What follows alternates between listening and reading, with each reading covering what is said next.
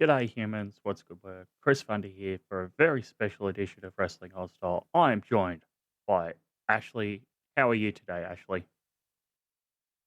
I'm doing really good. Thank you so much for having me.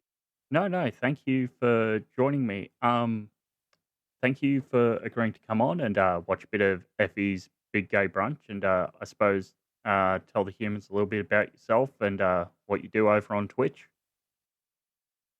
Yeah, I am indeed a Twitch streamer over on Twitch. I do a lot of different games, mostly Marvel Rivals, Baldur's Gate 3, but games like Alien Isolation, games like Dead by Daylight, games like Overwatch, although it has been a long while, but for the most part, mostly gaming related content. We have a lot of fun there. And additionally, I'm really big with getting to know people, talking to people, getting to know everybody's kind of interests. And among those many interests that you and I especially can relate on is professional wrestling. And that's something I always delight in talking with people. I've got a long-standing history with it. And my time honestly goes back to 1995 when Jean-Paul Levesque, I believe was the name he went by, Triple H, back in the early days of WWF.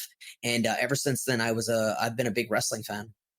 Yeah, it's always interesting to see when people start watching wrestling, and as we are watching a bit of Effie's Big Gay Brunch, we both found out we sort of started watching around the same time, a bit of WWF as it was then, and WCW. But I suppose this event more so speaks to yourself and members of the LGBT community. How important is it to have an event like this? And we used to have one in Australia called Rick South for the Boys. How important is it for yourself as a member of that community to see yourself represented in a wrestling event?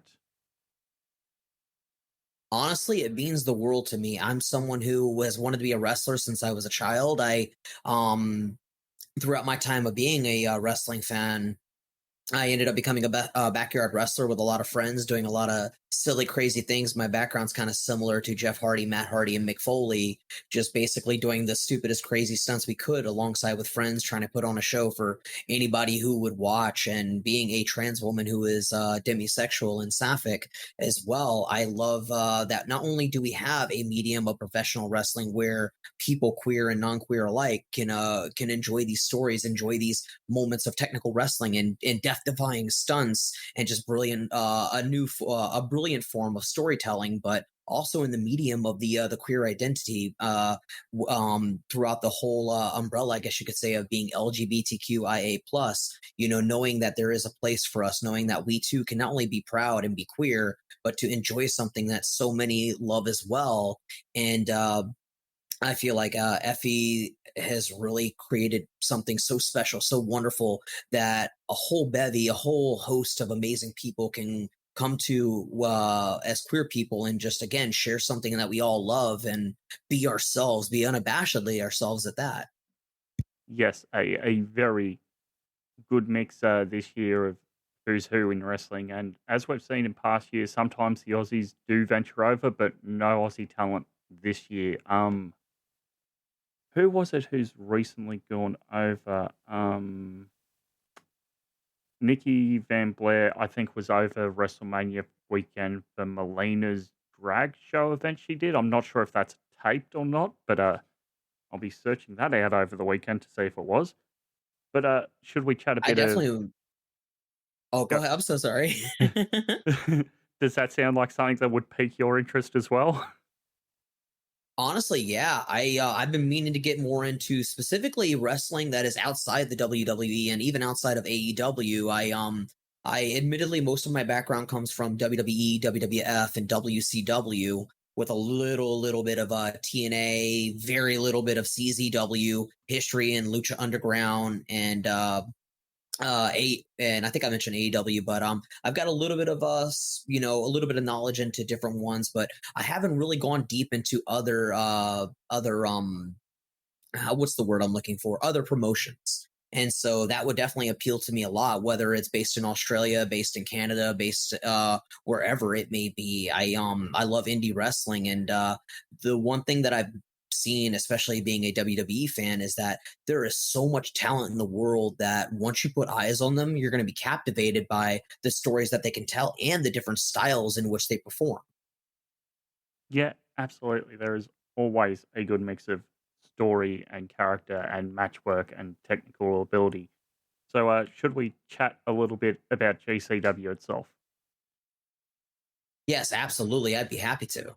So, Game Changer Wrestling presents Effie's Big Gay Brunch number 10 from the Palms Casino in Las Vegas, Nevada. I suppose technically paradise because it's strange how that city's run. Opening opening video package here is Chaperones Pick Pony Club to footage of the past Big Gay Brunch events.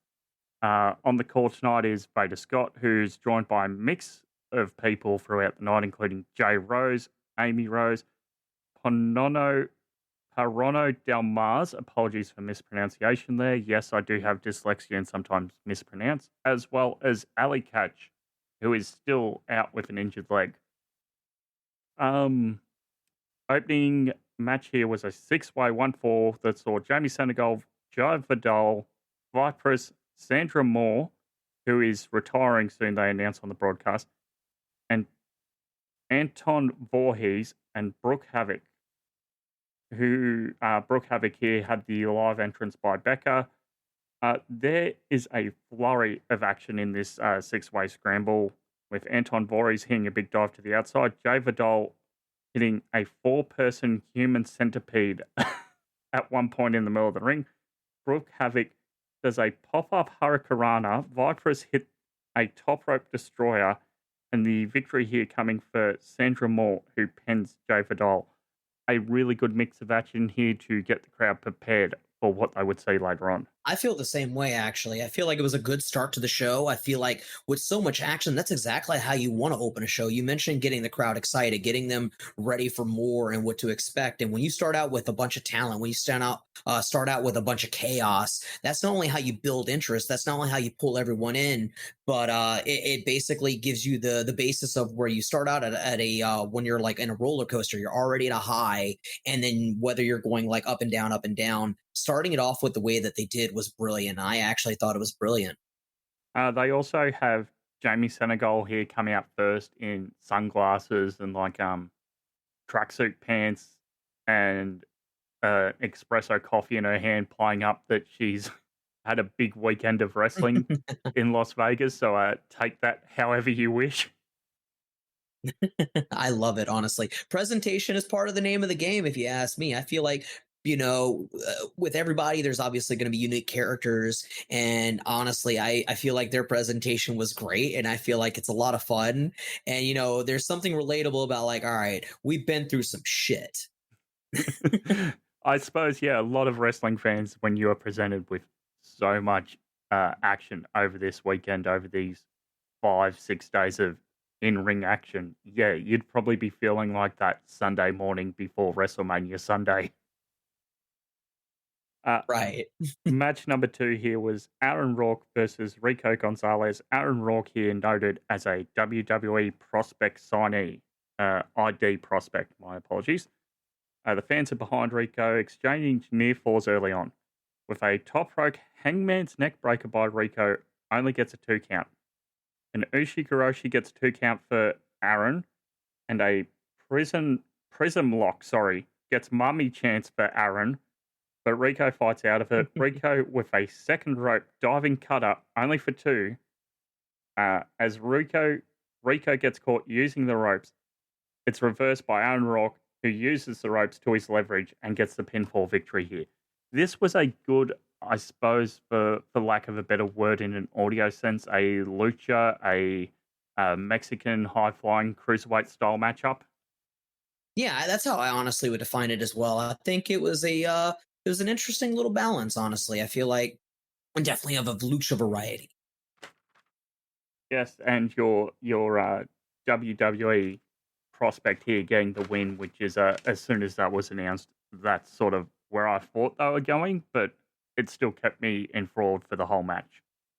Oh no, I was gonna say it's interesting with with a lot of prospects, starting to get eyes on from the WWE. I honestly can't be more happy for everybody that's getting looked at, and Yeah, especially them with the way that they performed. They had a really good match, and I honestly feel like everyone deserves a chance to make it big within WWE because obviously WWE is not only obviously good pay, of course, but that's where you're going to get a lot of eyes on yourself. That's where you're going to get the chance to not only travel around the world and especially be taken care of as you're traveling, but being able to just represent the company, the biggest company you could say, on a grand scale of everywhere around the world, whether you're going to America, Canada, Japan, China, Saudi Arabia, Australia.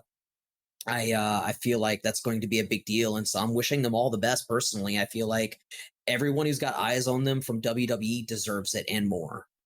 Yes, it's about what you do with that opportunity. Now you're a WWE prospect. Can you work your way into, I guess, the next step up would be WWE Evolve before NXT?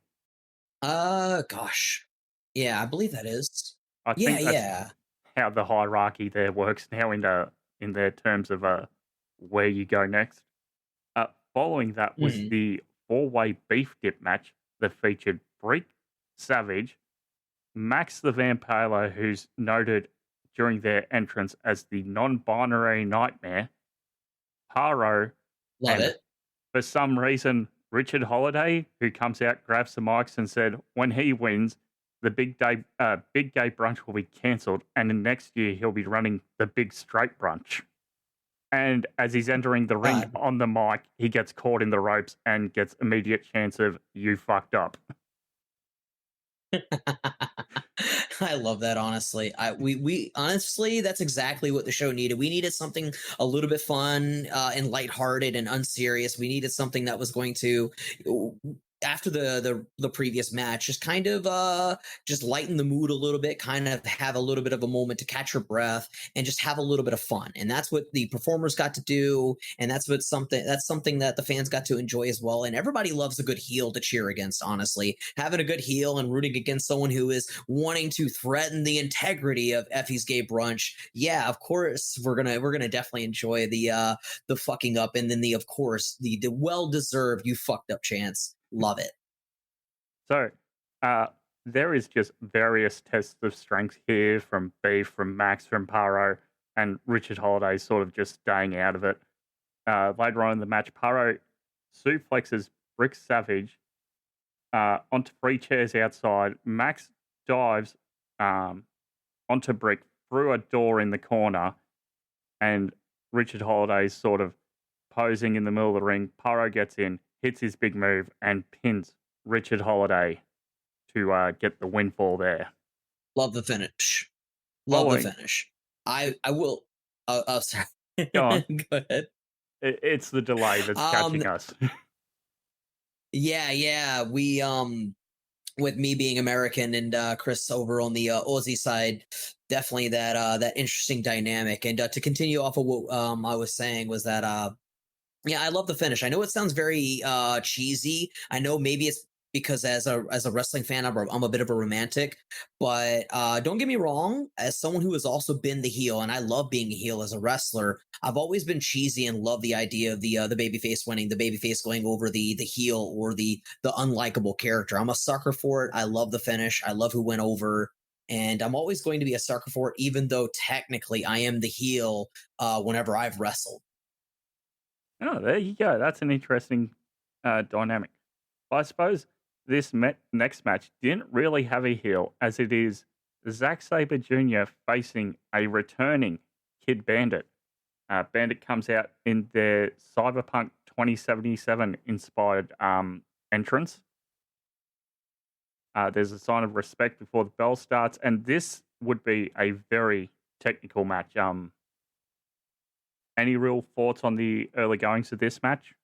As a matter of fact, I do. First and foremost, nothing probably would be more appropriate than to start off by stating, in regards to a very gay event, is how very a beautifully gay. I honestly appreciate Kid Bandit. I think that Kid Bandit looked amazing, very much looked incredible. And aside from obviously enjoying her ring attire, I think that the match was actually the most technical match of the night. I think that the match was very well done. I think that it was a very good back and forth. There was a lot of balance, in my opinion. There was a lot of a lot of offense from both sides. And Kid Bandit got to show off her medal. She got to show off exactly why she is a star on the rise. She is someone I'm a very big fan of. Someone that I honestly, while I can't say from my own past as a wrestler, I wasn't quite the same in style. But I tell you what, I did love the idea of being a striker. I do love the idea of being a striker, and I think that she is one of the best strikers that I've seen.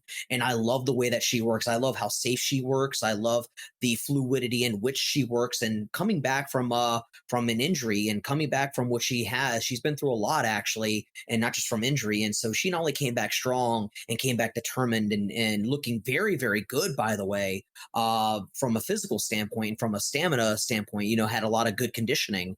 But she looked really fluid, and Zack Sabre Jr. did really, really well. I felt like they really balanced each other out. They told a story. They put on a really good show, and I stand by the fact that not only is it the most technical match of the night, but it might be my match of the night. I'm thinking of another match that we'll probably get onto later, so I'll have time to think about it. But I definitely feel like this was one of the highlights of the event.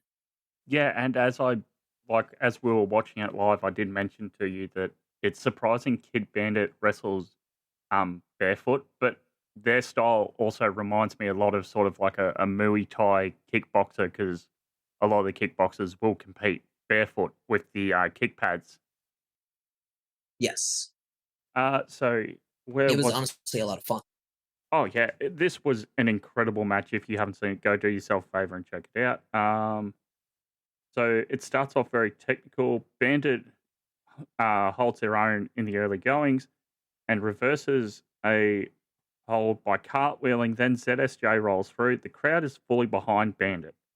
Bandit goes for another 2 count as Zack kicks out, but traps Zack into a choke, transitioning from pin into a choke, with Zack reaching the ropes. So the hold is broken.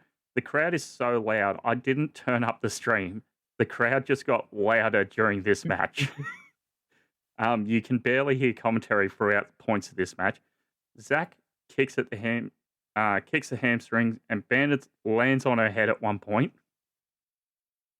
There's a submission exchange as Zack catches Bandit in a slide pin for the 3 count. There's a huge sign of respect in the post-match.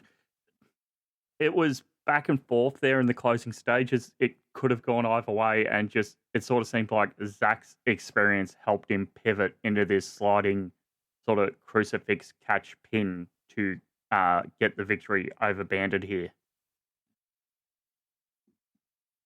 Yeah, it is of my strong opinion, honestly, that I mentioned before, it was very technical. It was very fluid. They both complemented each other well. And in regards to the finish, I think that honestly, it was one of the better, cleaner finishes that you will see when it comes to a technical wrestling match, because naturally there is some leeway for some error. Obviously, everyone is valid and prone for making an error, but the way that it was not only fluid going into the little crucifix pin, but additionally, everything looked so good to the point where you literally not only bought into the fact that there was no way to kick out, but it was a very, very strong pin, and it was a nice, clean finish. Obviously I will be the romantic bias person, being a fan of Kid Bandit. I obviously would have wanted her to go over, but honestly, it doesn't really matter who went over, because what we saw was a great match that boosted both people. It brought eyes to both people, and it really was a nice, clean match. It really went well, and the crowd was clearly enjoying it. And again, it's definitely, for sure, top 2 match of the night. Yeah, I'd have to agree with that. I felt that they did really good here. Like, Bandit didn't tap out and sort of getting caught in like a fluky pin situation. Bandit's not like done and passed out after the bell rings. They're back up on their feet. They're hitting the mat. They're going, oh, that was my chance and I've blown it. And they're sort of a bit down on themselves. But the crowd is right there cheering them on as Zack gives them the sign of respect. Following that was a 10-person tag for 1 fall, which featured the team of the vets, Adriel Natos. I'm going to butcher a bunch of these names, and I do apologize in advance. Angelo Carter, CPA, Kenta Murray, and Marco Muria, defeating the rookies Hunter Gallagher, Papa Jance, Randy Myers, Stephen Crow, and Zane Perez. I sort of was a bit burnt out going into this match after what we had just witnessed, and the crowd sort of came down a bit too. No disrespect to anyone in the ring. I thought they put on a hell of a match. It was just like whatever followed Zack and Bandit, other than maybe the main event, was gonna feel like a victim of the crowd needing a break. Yep, I would agree, honestly. They've had some pretty intense stuff happening, some fun stuff happening before that as well. And hear me out. One thing I will say is whether there was a bunch of crowd burnout or not, whether there was too much going on or not, the one thing that you mentioned I actually think is worth noting, one thing worth calling out, is that you mentioned that there were some rookies at the ring, some people who are new to professional wrestling. And that right there, I think the best thing about this whole match was that you get to see young people not only show off and show out for among their one of their very first times, but additionally you got to see them gain experience. You got to see them wrestle some people who has been there before, who has done this, and who was also you know, going to give them experience to progress further, to not only help them what's the phrase, basically make their bones, so to speak.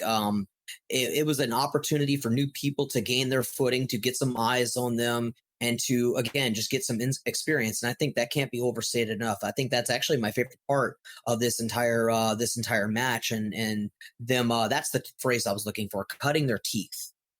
Yeah. So the team captain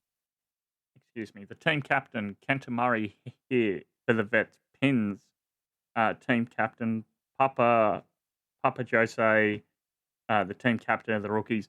Papa Jose being a rather larger man, and the match building up to Kenta here doing like a big scoop slam to pin Papa in the middle of the ring. Following that, a match is the co-main event is Abadon versus Sonny Kiss. Both former AEW wrestlers here battling it out for the first time, I think. It very well could be, because I don't recall anything from AEW between them. I know that they've been involved together within some like probably bigger matches, of course. I wouldn't doubt it. But off the top of my head, I don't recall any one-on-ones that I can remember. Obviously, if anybody does end up knowing differently, feel free to correct us how you will. But yeah, I do believe it is their first time coming together. Yes. So Abadon starts off by mimicking Sonny's dance, twerking in the middle of the ring, and the commentators mentioned, well, I didn't expect to see a twerking zombie tonight, as Abadon is the undead girl. Both competitors get early 2 counts. There's a military press slam by Sonny that gets counted... Which was impressive. That gets counted into a backstabber by Abadon. Commentary did mention this was actually a lawn blower? Lung blower. Yeah. Lung blower indeed. Both brawl around ringside, with Sonny being thrown into the steel stairs. Abadon bites on Sonny's ear also at one point. And then Sonny goes for a springboard dive here, but trips. Abadon catches her and does like the Sister Abigail to pin Sonny. And that's how we get our victory. I don't know if this was planned, but the fact Sonny messed up and Abadon just caught her, quick Sister Abigail, 1, 2, 3, that does sort of play into, oh, okay, I slipped up, here's my finisher. You know, it's hard for me to speculate on what was actually planned, because here's the thing. One thing I can say from my own experience, obviously, mistakes do happen, but there are also planned finishes. So maybe maybe what was supposed to happen was that it was going to be a catch situation into a finisher, but since there was an error, they just rolled with it. That's my opinion. That's my guess of what it really was. It was already time for them to, quote, go home, code obviously for wrestlers, as to end the match. And so I'm wanting to bet that it was supposed to be a jump into the finisher, but it was an error, so they just rolled with it. But if you look really closely, like when you're watching the match, it literally looked like there was a sense by Sony that's like, oh shit, I fucked up. And so when there's panic, their obviously bred opportunity, and that's when Abadon capitalized, did the finisher 1, 2, 3. And I do genuinely get the feeling that that it was indeed a botch. But again, obviously accidents happen. No shame or shade towards Sonny. It was honestly a nice match. I enjoyed it personally, and there was a lot of ring psychology within it, which is very underrated within the business. Yes, I really enjoyed this match, and I more so saw it as how do we word this nicely? From the viewer's perspective of Sonny going top rope, going high risk for this springboard forearm crossbody type move that they were looking to do, and because there's been a lot of matches earlier in the night and the ropes are a bit sweaty, slipping on the top rope, and oh no, Abadon catches you, Sister Abigail, 1, 2, 3. Yeah. Uh, And one thing if I may, yes, that I found to be most impressive. I will admit this is something I will, for full transparency, admit my full ignorance on. I haven't watched a Sonny match in a good long while. The last time I had watched a Sonny match was admittedly in the earlier days of AEW when Sonny was a little bit leaner. Sonny was a little bit thinner, not quite as strong. I can tell that Sonny, by their physique, that they definitely look a lot stronger. They definitely look a lot more athletic and gifted. And so the military press that Sonny was able to do to Abadon was absolutely incredible. To me, that was in terms of offense for Sonny specifically, that was the highlight of the night. I thought that was a very big highlight for me. I thought that was like, holy shit, that was impressive. This is a different Sonny than I remember. And Sonny got fucking jacked. Sonny is jacked, yes. We were also chatting a bit back and forth during this match that it's sort of a shame that both competitors here got released from AEW, and it's sort of a shame that AEW has 2 of their 4 women's titles tied up in really long reigns when you could have had Abadon or Sonny Kiss mix it up in this TBS, the AEW Women's TV title division. Yeah, I very much agree with that, actually. Don't get me wrong, I mentioned this to Chris when we were watching Effie's Big Gay Brunch, and honestly, as much as I love Mercedes, who I also originally loved in WWE as Sasha Banks, I have a lot of respect for her. I think she is a talent that deserves her respect. But at the same time, when you have 2 very long title reigns going into one person, it really limits the division. And I feel like it also doesn't breed as much opportunity for other people. And it also goes into something I brought up to Chris as well, where AEW has stockpiled so much talent, and that's awesome in theory. But when you have a long title reign, or rather 2 long title reigns with one individual, and you have so much talent, and they're not being used, I mean, it honestly makes sense for why talent gets released. It also makes sense why talent don't get eyes on them and also don't get a time to shine. And I feel like a lot of people have fallen by the wayside because of the decision to book someone so strong.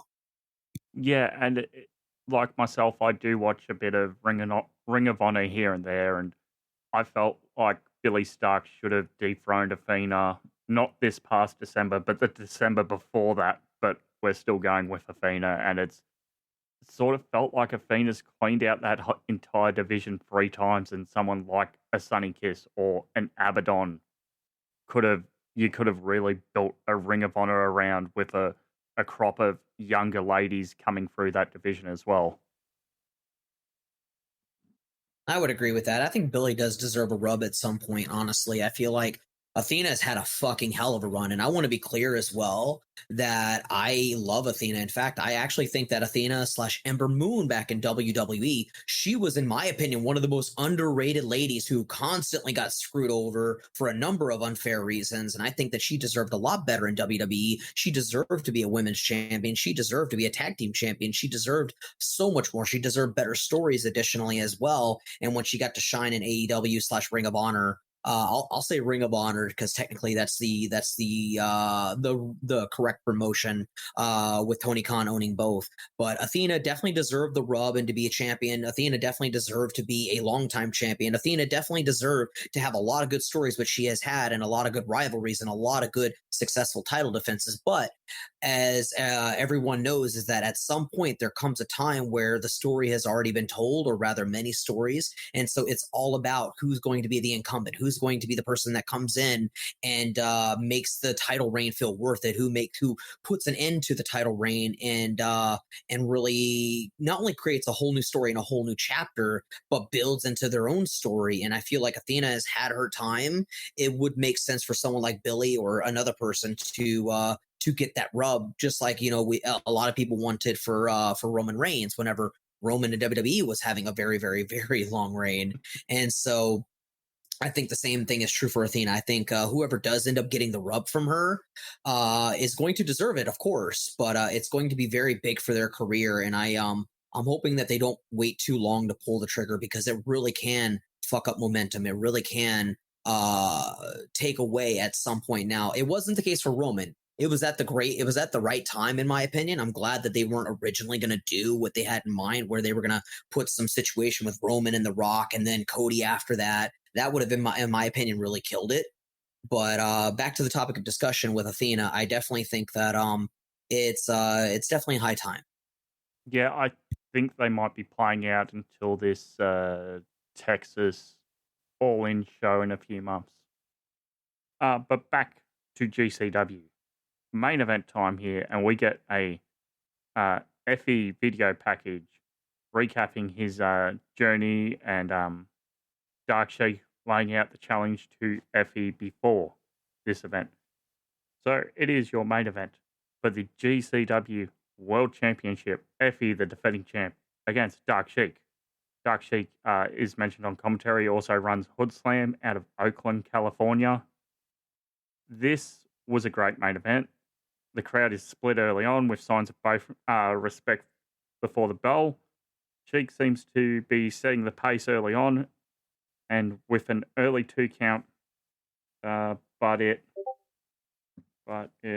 hang on, I lost my place. But it seems to fire up Effy. Sheik with a double slap to Effy on the outside after Effy was tied in the post outside the ring.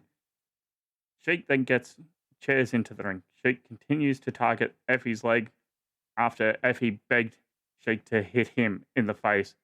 She just goes and swings at his legs. Effy catches Sheik after Sheik goes off the top rope. Effy catches Sheik's arm in between his legs and snaps it, but then goes for the pin and gets 2 count. Sheik gets caught off the top rope and is driven through the chairs, but only gets a 2 count. The crowd really into this match at this point. Excuse me, as I'm getting a bunch of Discord notifications.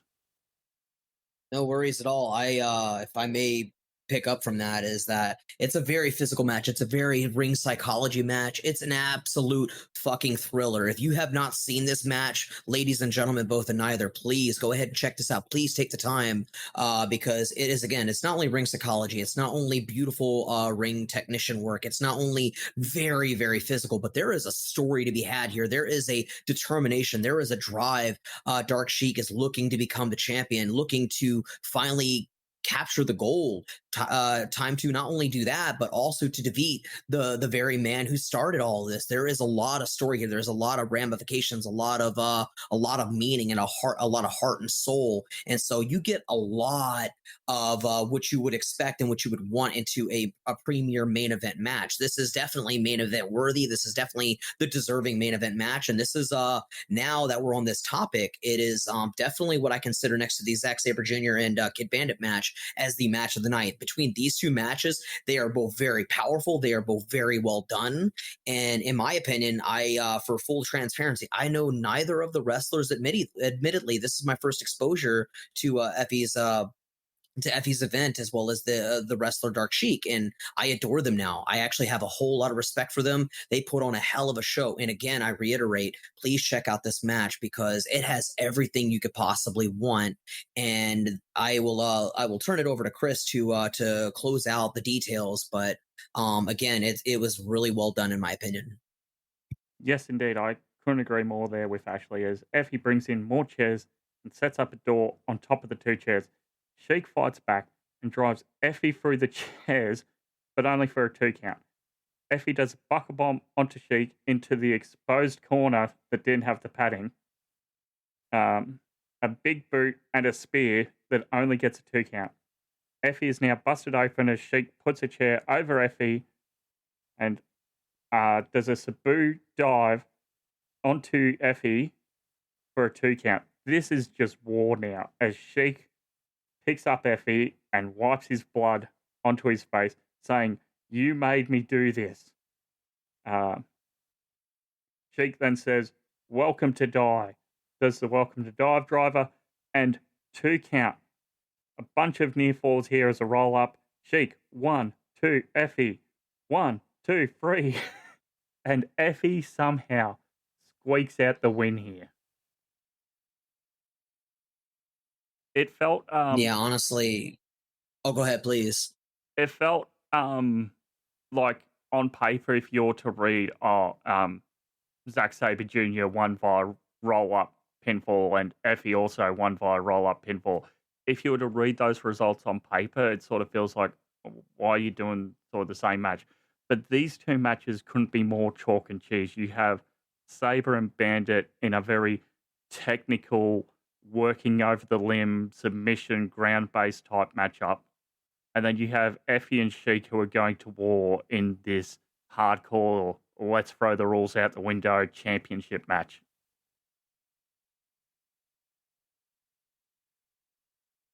Yeah, honestly, I feel like Dark Sheik, she did a really good job, and I loved her work. Honestly, I am now a fan. It's now not only a match that I enjoyed, and not only a new wrestler I got to experience thanks to Chris, but additionally, it was again, it was so powerful, it was so meaningful, and even the aftermatch where there was a little bit of a, I guess you could say above kayfabe, a bit of a story, bit of stuff that they were going over. I mean, you can tell that the passion was there. You can tell that the emotion, the drive, and the reasoning for all of it was there, and how much it meant to both of them, how much professional wrestling means to them, how much being a part of the queer community means to them, and additionally just entertaining everybody while being a queer wrestler. It's powerful, it's meaningful. If you are a queer person who loves professional wrestling, this is the match to get into. This is the main event to see. This is something that is very not only, again, very physical, but just very powerful. A lot of storytelling, a lot of ring psychology.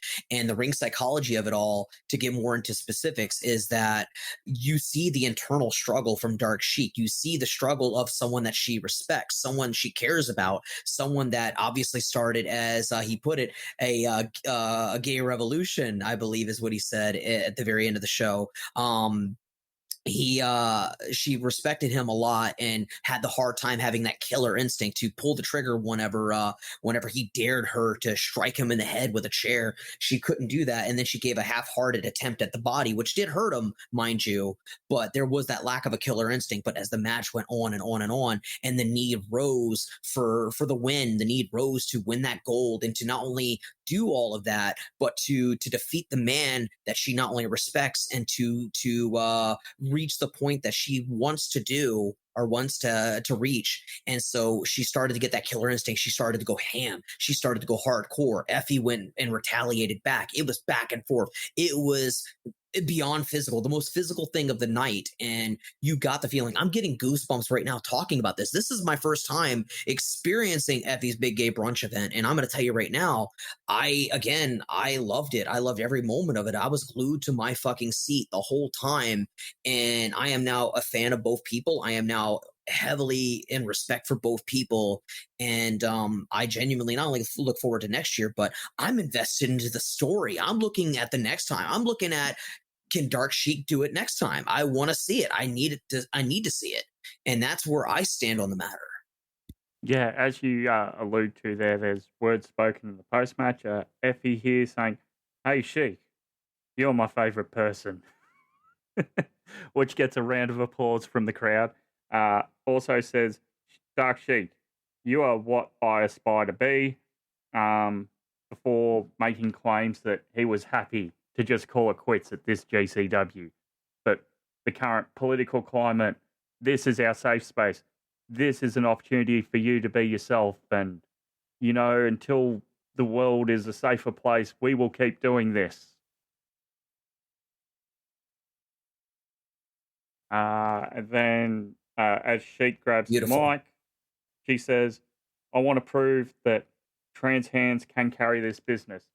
Maybe not today, maybe not ever me, but one day. Oh, what a great show.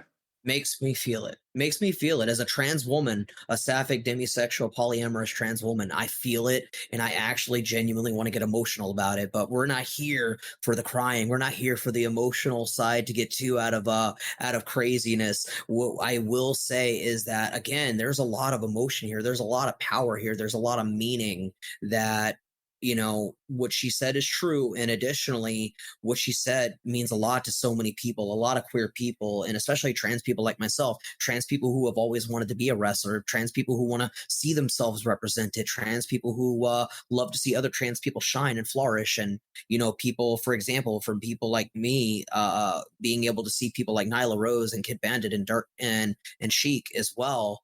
It means a lot to me. I would love to see Sheik eventually win that title. I would love to see Kid Bandit win a title. I would love to see Kid Bandit become even bigger. I am so very proud of Nyla Rose for what she has accomplished. To me, she may not be the first trans woman to ever wrestle, but she's the first trans woman I've ever seen wrestle.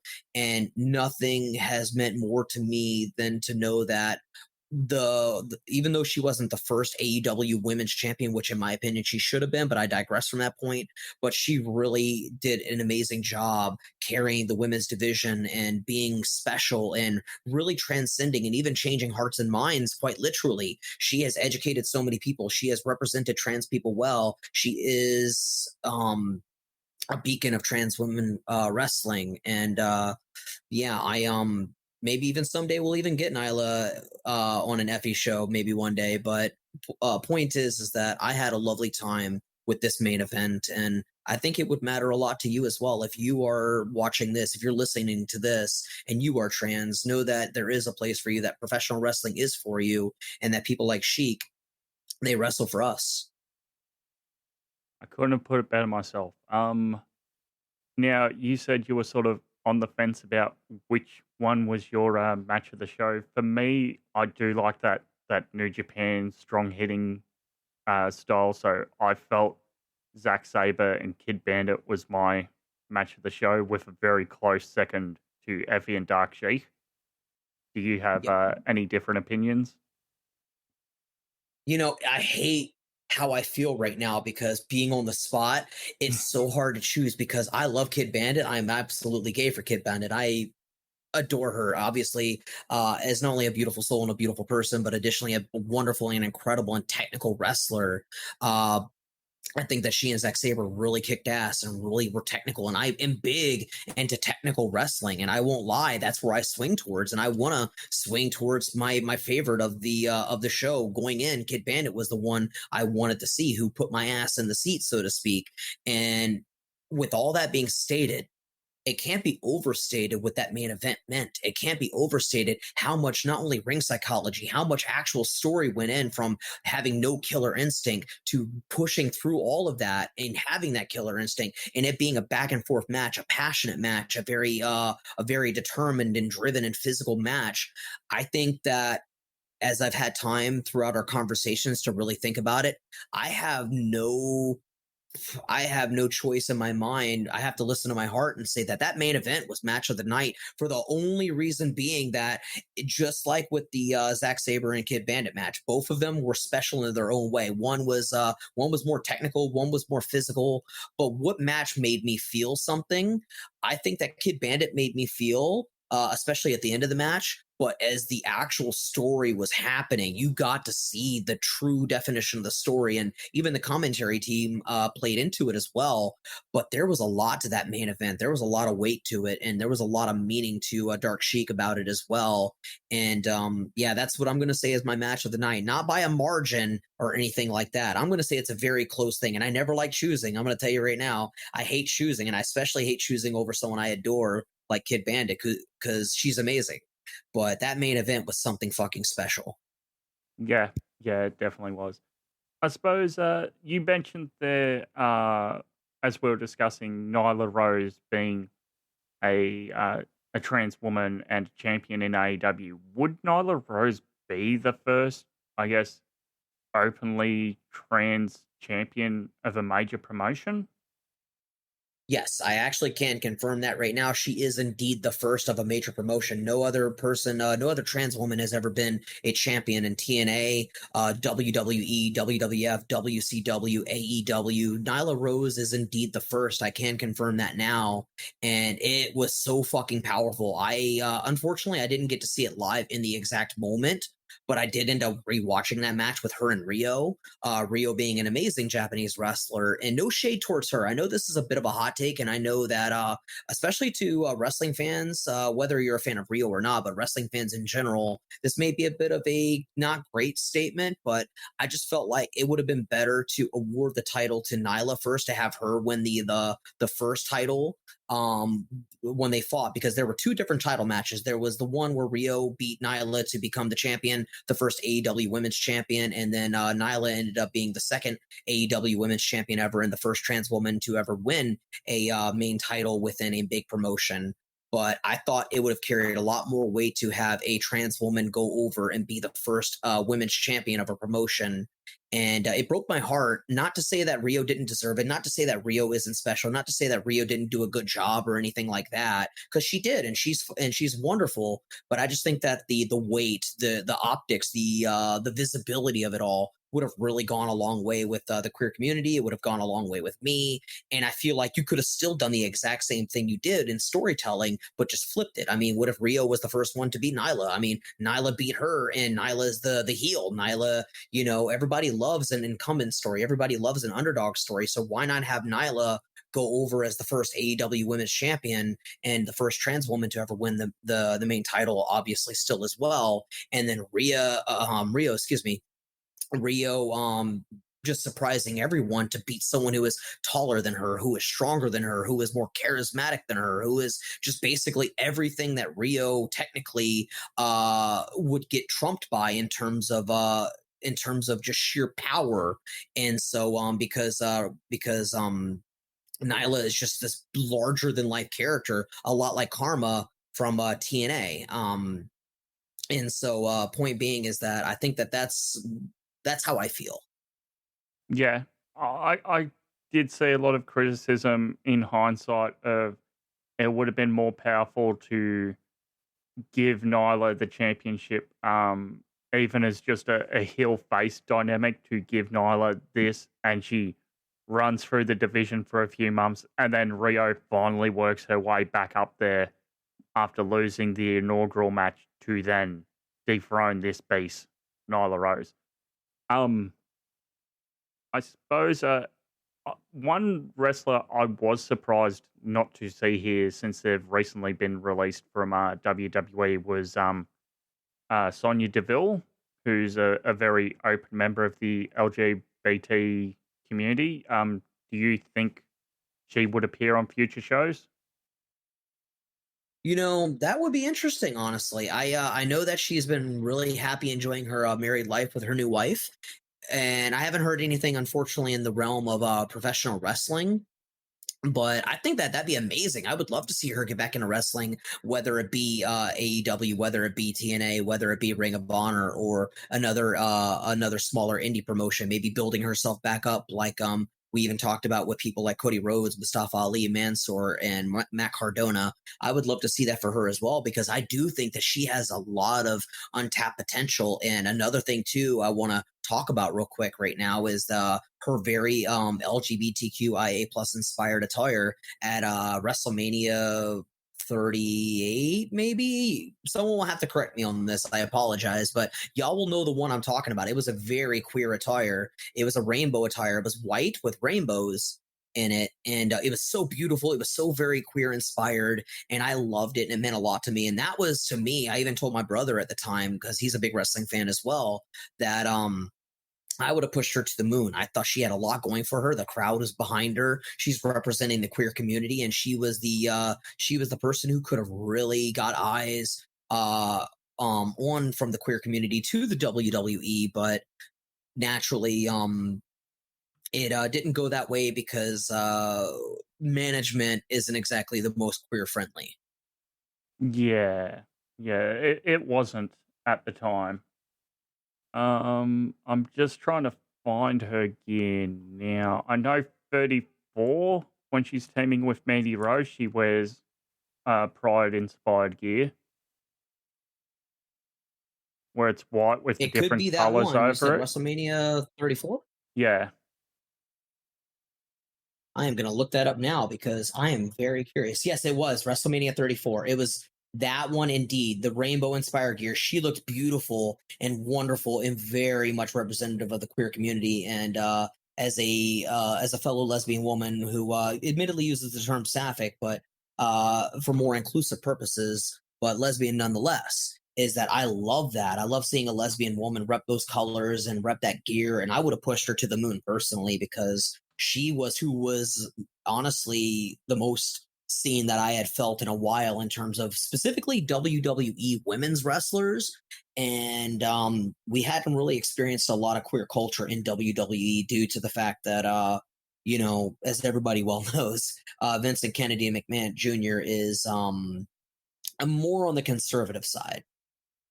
I suppose whilst we're talking wrestling things, and we'll wrap up shortly here. Uh, ha- have you seen when who is it? Harley Cameron's talking to Anthony Bowens in the ring, and then he goes, "Lady, I don't want to date you. I don't know if you've noticed my gear, but I'm gay." And he gets Yeah. that big he's gay chant, and it's like the first Yep. time in a wrestling sphere that chant, like outside of a GCW show for Effie's Big Gay Brunch, is positive. What does something like that mean to you? Honestly, it shows me that not only is the world more accepting than it's been made out to be and believed to be, but it also shows that people who are queer have a space in professional wrestling, even at the highest level. Yes, AEW is not on the level of WWE, and honestly, may never be, and that doesn't matter. That's fine because AEW has got a lot of eyes on it. It is technically the second biggest promotion in the world right now, and it has its own TV deal. It has so many different eyes on it, and having an entire crowd in a very positive way affirm a queer man, which, by the way, let's also be clear about something. Obviously, every queer identity is valid, but being a queer man of color, there is a lot of unfortunate bigotry and stigma on that as well. So to know that a queer man of color was to be supported by an entire crowd and to have that chant be so affirming in a very positive and lighthearted way, not only was that powerful for the queer community, but it also showed that, again, queer people belong in the professional wrestling space, and there is a I don't want to say a market so much as like you can be queer, outspokenly queer, and still be a character and still be a valid wrestler and still be a draw, and he is a draw. Yeah, I understand what you mean. You don't want it to become a marketing tool, a ploy that a promoter would use. It's more so, this is my identity, this is a part of me, but this isn't the only thing about me. Indeed, honestly, the biggest problem I have as well, by the way, now I will admit, I'm gonna try to think of my words carefully because I definitely don't want to get the articulated incorrectly. But the one thing I've had a problem with Vince McMahon is that in my opinion, he whenever we would, for example, let's say we had a show in Germany, he would think to use Gunther as his premier talent or to have him go over for the championship, or in the case of whenever they would go to Saudi Arabia, they would make sure that Jinder Mahal was the champion, even though Jinder Mahal, for those that do not know, is actually a Canadian man, and the fact that he does, I believe, have a heritage descending to Saudi Arabia, I believe.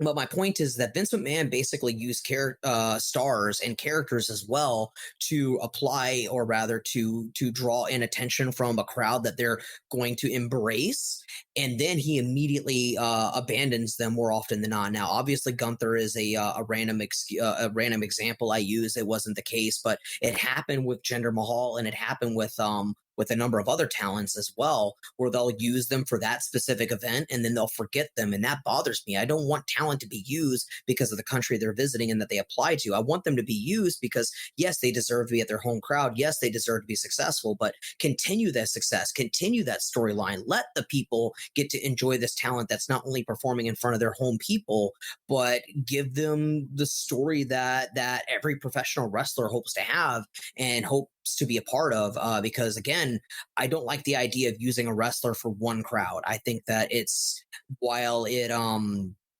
in theory, it's nice to have someone in front of their home crowd. It reeks personally of capitalizing. It reeks of basically just like, we're only doing this to rake in money and not doing it for the altruistic purposes that it should be. Because again, I feel like it's very the best way I can put it is, it seems like, because Vince McMahon is exactly this kind of way, as we all know, he's very much the type to capitalize on something, and he knows what works. He's a good businessman, make no mistake about it. He knows how to draw in people, but at the same time, he doesn't care about people and characters as much as he should. And so all I would want to hope for is that if you were to bring a Japanese star over and then go to Japan, feature that star before, feature that star during, and feature that star after. If we were to go to Canada, feature Canadian stars, have them before, during, and after the event. And same thing with any other person performing outside of their country. Don't just use them for one event and make it seem like it's just a one-time draw, because it feels like really a slap in the face. Because what happens when that event ends and then you just have them lose the title the following day on Monday Night Raw, or you decide to have them lose like a week or two later? It honestly feels like it reeks of intention. Yeah, that can be the case sometimes. As we've seen, yes, Jinder getting his various pushes, then like, nope.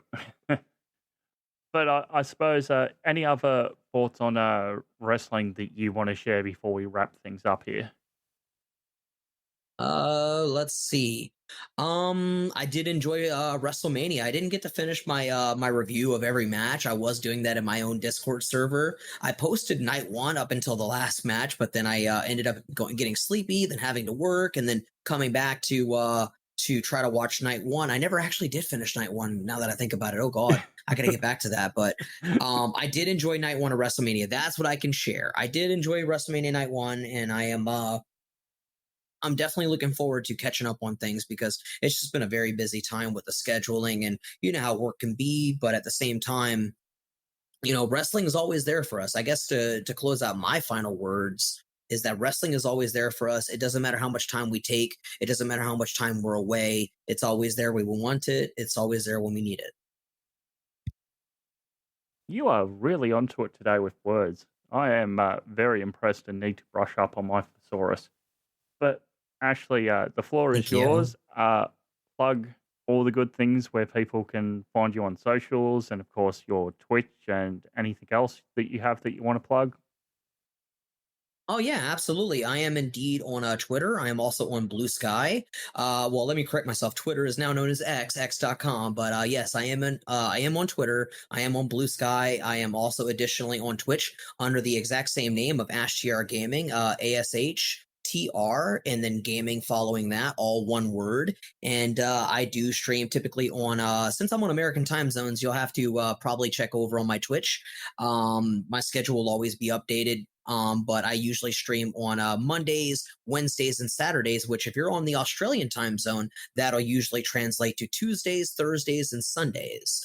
And yeah, it's a very chill community. It's a very LGBTQIA plus inclusive community. We welcome anybody and everybody, so long as everyone's comfortable and consenting, so long as everyone is aware that I will talk about lewd, crude, vulgar things, anything asinine or inane in my head. We talk about a lot of stuff, which includes professional wrestling whenever we get the chance. I have a love for a lot of things in this world, and I just love sharing it with everybody. I love communicating with everybody, and a big policy I have is that I'm going to speak about the things that I'm educated on and enjoy the conversation. But if I'm ever uneducated, I always am happy to learn from others. I'm always willing to check my ego at the door, become educated, and just let myself soak in the information, because I feel like it's so very important. And so yeah, with that being stated, yeah, Twitter, Blue Sky, and Twitch, AshTRGaming. Check me out. I look forward to seeing you all. And lastly, Chris, thank you so much for having me. No, it's been an absolute pleasure having you on. Maybe next year, if this event rolls around again, maybe get you back and check in on how you're going with wrestling. The offer's always there. But yes, thank you so much for joining me. Everyone, you know where all the links are in the description below. You can come join the Wrestling All-Star Discord. Nothing left to say but good day. Have a great weekend and enjoy your brunch.